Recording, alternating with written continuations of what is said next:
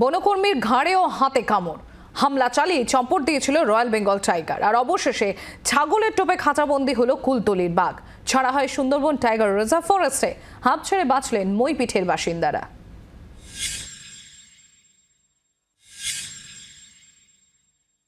আতঙ্ক তো বেড়েই ছিল, সেই আতঙ্ক আরও কয়েক গুণ ছাপিয়ে যায় যখন সেই বাঘটি নগেনাবাদ এলাকাতেই এক বনকর্মীর ওপর ঝাঁপিয়ে পড়ে তাকে গুরুতর আহত করে। এবং এলাকার বাসিন্দাদের মধ্যে যেরকম আতঙ্ক বাড়তে থাকে, ঠিক একইভাবে বন দপ্তরের কর্মী আধিকারিকদের উদ্বেগ বাড়তে থাকে যতক্ষণ না পর্যন্ত সেই বাঘটিকে খাঁচাবন্দি করা যাচ্ছে। এবং তাদের সেই অপারেশন শুরু হয়। প্রায় 6 বিঘা এলাকা জুড়ে নেটিং করা হয়। গ্রামে বাঘ ঢুকেছে বলে আতঙ্ক ছড়িয়েছিল রবিবারই। তারপর থেকেই চলছিল বাঘ ধরার তোড়জোড়। সোমবার বাঘ খুঁজতে বেরিয়ে ভয়াবহ অভিজ্ঞতার শিকার হন বনকর্মীরা। আচমকা সর্ষের ক্ষেত থেকে বেরিয়ে এক বনকর্মীর উপর ঝাঁপিয়ে পড়ে রয়্যাল বেঙ্গল টাইগার। বনকর্মীকে জখম করে পালিয়ে যায় সে। তারপর বাঘ ধরতে অপারেশন আরও জোরদার করে বন দফতর। তাতেই মেলে সাফল্য, খাঁচাবন্দি রয়্যাল বেঙ্গল টাইগার। ভোর 3:30 নাগাদ খাঁচাবন্দি রয়্যাল বেঙ্গল। বাঘ ধরতে সবজি খেতে পাতা হয় 2টি খাঁচা। খাঁচায় টোপ হিসেবে রাখা হয় ছাগল। বন দপ্তরের পাতা ফাঁদে পা দেয় বাঘটি।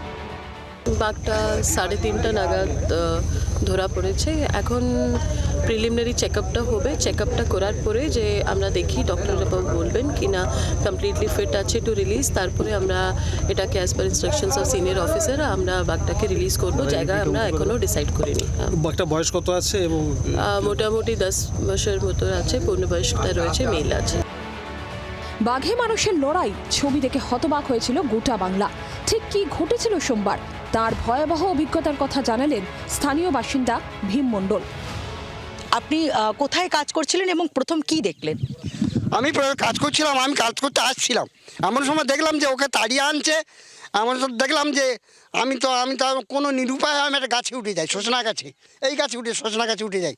যেতে বাঘ সেই আমার গাছের তলায় এসে শুয়ে পড়ে, ওইখানে শুয়ে পড়তে আমি সেখানে দাঁড়িয়ে দেখছি বাঘ এসে, তারপরে বনকর্মী আসে তাকে করে তাড়া করলে তখন সেখান থেকে লাফ দিয়ে বনকর্মীকে ধরে, ওখানে গিয়ে ধরে, ওই জায়গাটায় গিয়ে ধরে এবং তার পর এখনো পড়ে আছে ওখানে। বাঘ ধরতে গ্রাম জুড়ে পাতা হয়েছিল খাঁচা। দ্বিস্তরীয় জালে ঘিরে দেওয়া হয়েছিল বিস্তীর্ণ এলাকা। অবশেষে পাতা ফাঁদে পা দক্ষিণ রায়ের। যতক্ষণ না পর্যন্ত বাঘটি এখানে ধরা পড়ছে ততক্ষণ পর্যন্ত লোকালয়ে ঢুকে যাবার আশঙ্কাটা থেকেই যাচ্ছিল। কিন্তু সেই আশঙ্কা বা সেই যে ভয়ে সেটা ইতি পড়ে। তার কারণ রাত 3:30 নাগাদ বন দপ্তরের তরফ থেকে যে ফাঁদ পাতা হয়েছিল, যে দুটো খাঁচার মধ্যে শিকার দিয়ে রেখে দেওয়া হয়েছিল, তার সেই ফাঁদেই পা দেয় সেই রয়্যাল বেঙ্গল টাইগার। 10টার মধ্যে এসছে, আমরা ধান ঝাড়ছিলাম, ধান ঝাড়তে ওখান থেকে পেরিয়ে ওখানে গেছে। ওখান থেকে যখন আসে আমার হাতে একটা দা ছিল, আমি ছুটে যাচ্ছিলাম, ছুটে গিয়ে পছন্দ এসেছি, বাঘটা ওই থেকে বেরিয়ে গেছে, ওই ড্রেন থেকে এসে এখানে লাফিয়ে পড়ে গেছে। তারপরে এবারে ওই বন দপ্তরে খবর দেওয়া হতে চলে এসছে সব বন দপ্তর। রাতে খাঁচাবন্দি করার পর বাঘটিকে পর্যবেক্ষণে রাখেন বনাধিকারীরা। পর্যবেক্ষণের পর মঙ্গলবার বিকেলে সুন্দরবন টাইগার রিজার্ভ ফরেস্টে ছাড়া হয় রয়্যাল বেঙ্গল টাইগারকে। বাঘ জঙ্গলে ফিরলেও আতঙ্ক পিছু ছাড়ছে না স্থানীয় বাসিন্দাদের। সম্পূর্ণ আতঙ্ক কেটেছে এটা বলা যাবে না, কারণ আমরা বাস করছি আলটিমেটলি সুন্দরবনে। তো এইটা নিয়ে এই শীত সিজনে 5 থেকে 7 দফা বাঘ পেরিয়েছে। অন্যদিকে স্থিতিশীল হলেও বিপদমুক্ত নন বাঘের হানায় জখম বনকর্মী। এসএসকেএম ট্রমা কেয়ার সেন্টারে চিকিৎসা চলছে গণেশ শ্যামলের। আঘাত কতটা গুরুতর বুঝতে করা হয় সিটি স্ক্যান, এক্সরে। বাঁ হাতের ক্ষত ঢাকতে বেশ কয়েকটি সেলাই পড়েছে গণেশ শ্যামলের।